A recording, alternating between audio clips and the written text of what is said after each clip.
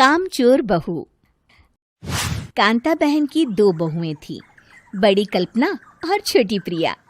कल्पना का जैसा नाम वैसा ही काम। सारा दिन कल्पनाओं में रहती, ना कोई काम करती ना कोई धाम। अरे कल्पना बहू, जरा अच्छी सी चटनी पीस दे, आज कुछ मजेदार खाने का मन है। पेट में जलन हो जाएगी माँ जी बुढ़ापे में, और वैसे भी मेरा काम करने का वक्त शाम का है, अब प्रिया को ही बोल दो। इतना कहकर कल्पना वहां से चली जाती है। कांता कल्पना के ऐसे रवैये से काफी परेशान रहती हैं। मैं बना देती हूँ माँ चटनी, ऐसा बोलकर प्रिया माँ को चटनी बनाकर प्लेट में खाने को देती है कि तभी वहां कल्पना आ जाती है। अरे वाह चटनी, जरा चक्कर तो देखूं, बड़े दिन हो गए। अरे नहीं बहू, तू तो रहने ही दे चटनी खाना, पेट में जलन हो जाएगी।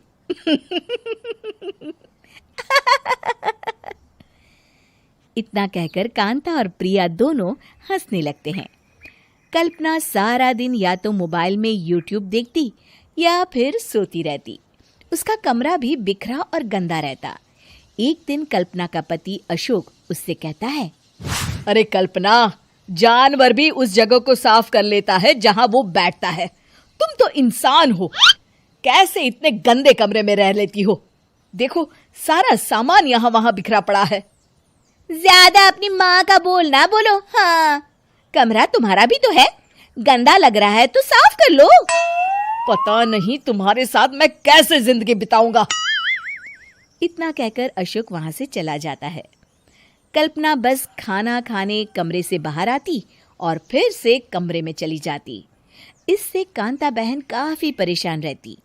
एक दिन प्रिया कांता से कहती है, माँ, मैं सारा दिन काम करके थक जाती हूँ, आप कल्पना दीदी से कहिए ना कि सुबह और शाम का काम बांट ले। मैं तो अब सिर्फ एक वक्त का ही काम करूँगी। हाँ। अरे तू वो भी ना करना, एक बहू तो कामचोर थी ही, दूसरी भी आ गई काम ना करने के बहाने लेकर। तभी वहां प्रिया का पति रमेश आ जाता है। माँ, मैं देख रहा हूँ भाभी कोई काम नहीं करती। प्रिया सारा दिन घर और रसोई का काम करती है, अब कुछ करो ना माँ। कांता मन में कुछ सोचती है और कल्पना के पास जाती है। कल्पना फोन पर मेकअप करना देख रही होती है। कल्पना, तुम सारा दिन बस मोबाइल देखती हो, घर का कोई काम भी कर लिया करो। प्रिया सारा दिन काम करके थक जाती है। आज से मैंने फैसला किया है, एक वक्त का काम तुम करोगी, सुबह का खाना तुम बनाओगी और रात का प्रिया। आप लोगों ने काम को हव्वा बना रखा है। अरे पता नहीं थोड़ा सा ज्यादा काम करने में आप लोग घबरा क्यों जाते हैं। और हाँ, बहुत ज्यादा प्रिया की तारीफ मत करिए मेरे सामने, बड़ी बहू तो मैं ही रहूंगी। मैं कुछ नहीं जानती, कल सुबह मुझे वक्त से खाना चाहिए, रसोई में आ जाना, वरना कल से तुझे खाना नहीं मिलेगा। अगली सुबह कल्पना रसोई में नहीं आती है। वो देर से सोकर उठती है और बाहर आकर कहती है, अरे भूख लगी है, आज खाने में क्या है? इतनी देर हो गई, आज किसी ने मुझे उठाया भी नहीं, पता नहीं कहाँ है सब। कल्पना को घर में कोई नहीं दिखता। वो रसोई की तरफ जाती है जहां बड़ा सा ताला लगा होता है। अरे रसोई में ताला? ओ, मैं तो भूल ही गई थी। माँ ने आज से सुबह का खाना मुझे बनाने को कहा था। हे भगवान, इतने लोगों का खाना बनाना क्या आसान है? तभी घर के सारे सदस्य बाहर से वापस आते हैं। वाह माँ जी, मजा आ गया छोले भटूरे खाकर। मेरे मुंह में तो अभी भी स्वाद आ रहा है। अरे कल्पना, तेरे भरोसे रहते तो हम तो भूखे ही रह जाते। कल्पना को बहुत गुस्सा आ जाता है। अब बहुत हो गया, आज से मैं अपनी रसोई अलग कर रही हूँ, मैं अपना खाना खुद बना लिया करूंगी। कल्पना अपनी रसोई अलग कर लेती है, पर आए दिन उसका देर से उठना और काम न करने की आदत से वो भूखी ही रह जाती थी। उसी के सामने घर के लोग अच्छे अच्छे पकवान खाते और कामचोर कल्पना को जैसे तैसे ही खाना बनाकर खाना पड़ता। पर एक दिन तो हद ही हो गई।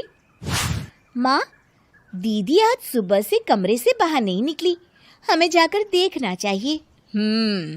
सो रही होगी कामचोर कहीं की, पर तुम कहती हो तो चलो देख लेते हैं उसे। कल्पना कमरे में पेट पकड़कर बैठी होती है। हाय मेरा दर्द, पेट दर्द के मारे मर रही हूँ मैं।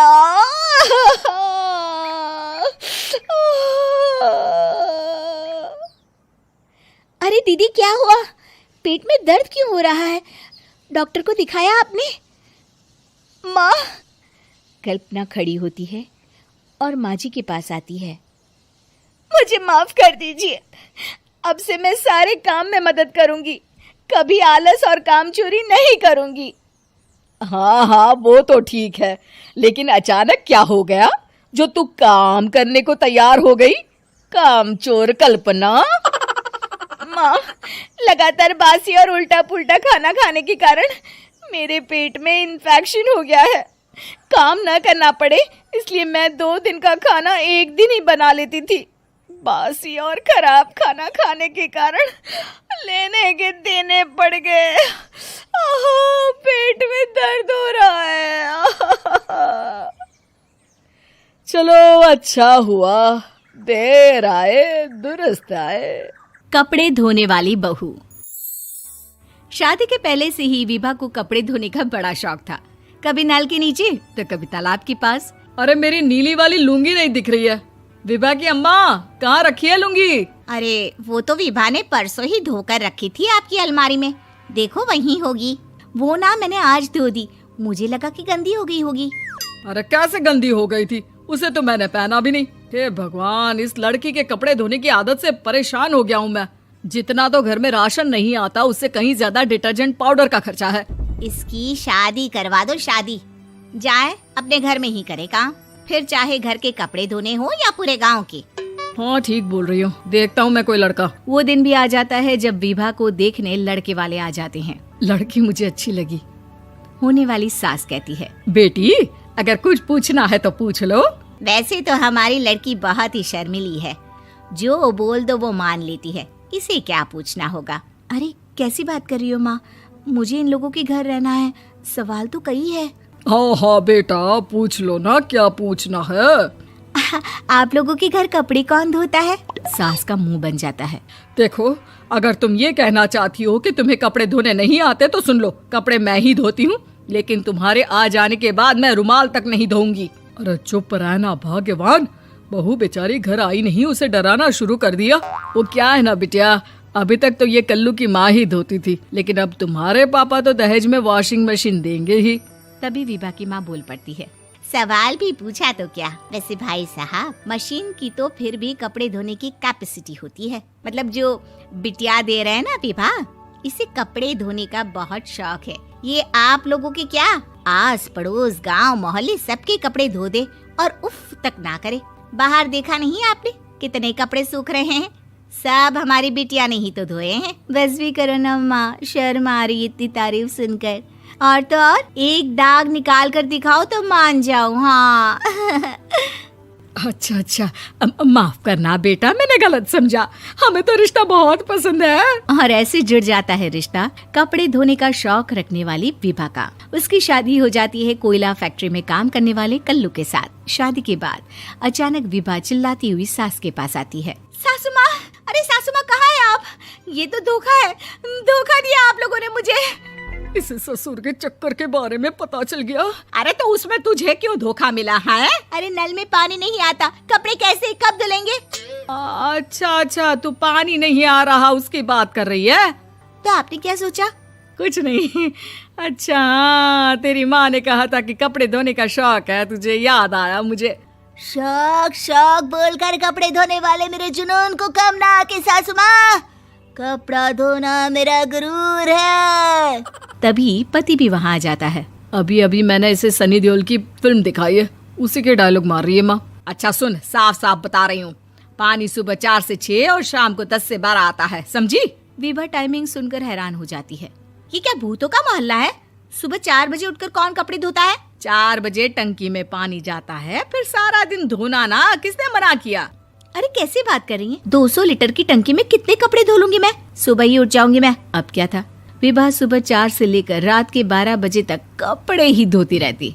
एक रोज सास पड़ोस से निकलकर कहीं जा रही होती है कि साथ वाली कहती है, हाँ कल्लू की माँ, जरा ये बताओ कि 2 साड़ी है, 2 ब्लाउज और एक पेटीकोट और एक नाड़े वाला लंबा कच्छा। हाँ तो अरे तो क्या, कितना लोगी धुलाई ये बताओ। धोबन दिख रहे हैं हम क्या? हमारे पति सरकारी नौकरी से अभी अभी रिटायर हुए हैं और बेटा सुपरवाइजर है कोयला फैक्ट्री में। धोबन समझ रखा है हमें। हाय रे कल्लू की अम्मा, माफ कर दो, वो तो मोहल्ले में यही सब बता रहे थे कि तुमने बहू को कपड़ा धुलवाने के काम में लगा दिया है। सास को पड़ोसन की बात सुनकर गुस्सा आ जाता है। वो घर पहुंचती है जहां घर के बाहर ही इतने सारे कपड़े सूख रहे होते हैं जितने कि किसी धोबन के घर पर। अरे ओ कल्लू की दुल्हन, बाहर निकल। माँ जी यहीं आ जाओ, बाथरूम में चादर धो रहे हैं हम। अरे अभी हम धोते हैं, तुमको बाहर निकलो। ये आस पड़ोस वाले बोल रहे हैं कि हम बहू से कपड़े धुलवा कर उसे कपड़ा धोने वाली बना दिए हैं। अरे छोड़ो ना माँ जी, किन लोगों की बातों में आती हो? आस पास के लोगों का तो काम ही होता है कि वो किसी तरह सास बहू को लड़ा दे। बहू सारे घर के कपड़े धोती है, ये क्या कम है? बोलिए। सास को भी लग जाता है कि वो बहू का ये सनकीपन नहीं छुड़वा सकती, इससे अच्छा है कि खुद ही चुप हो जाए। एक रोज सास और बहू मंदिर जाते हैं, जहाँ सास की साड़ी वहाँ खड़ी भीख मांगने वाली से मिलती है। माँ जी क्या बात है, आपकी साड़ी उस भिखारन से कितनी मिल रही है ना? हाँ देखो तो दोनों की साड़ी मिल रही है। क्या बात है कल्लू की अम्मा, तुम खुद को तो अफसर की बीवी बताती हो और ऐसी सिंपल सी प्लेन साड़ी पहनकर घूमती हो। सिंपल और प्लेन नहीं है ये साड़ी। तो क्या सोने के धागे से फूल बने हैं? कुछ भी सासू माँ, कुछ भी। हाँ बने थे इस साड़ी में सोने के धागे से फूल। मेरे पति लेकर आए थे मद्रास से स्पेशली मेरे लिए 10,000 की। ताहे भाई साहब इस भिखारन के लिए भी सेम टू सेम साड़ी लेकर आए होंगे 10,000 की। सास उस वक्त तो कुछ नहीं कहती, लेकिन बहू के साथ घर आती है और अलमारी से एल्बम निकाल कर लाती है। ये साड़ी देख रही है, ये वही साड़ी है जिसे मैंने अभी पहना था। इस साड़ी में ये जो चमकदार फूल दिख रहे हैं ना, ये सोने के धागों से काटे गए हैं। लेकिन तू लोकल वॉशिंग मशीन ब्रश से घिस घिस कर सारे फूलों को निकाल कर साड़ी प्लेन कर दी। मुझे माफ कर दीजिए सासू माँ। और तो और, जब मैंने तुझे तेरी गलती के लिए कुछ नहीं कहा, लेकिन तूने तो सबके सामने मेरा मजाक ही बना दिया। क्यों? बहू को समझ में आ जाता है कि अब से उसका कपड़े धोना बंद।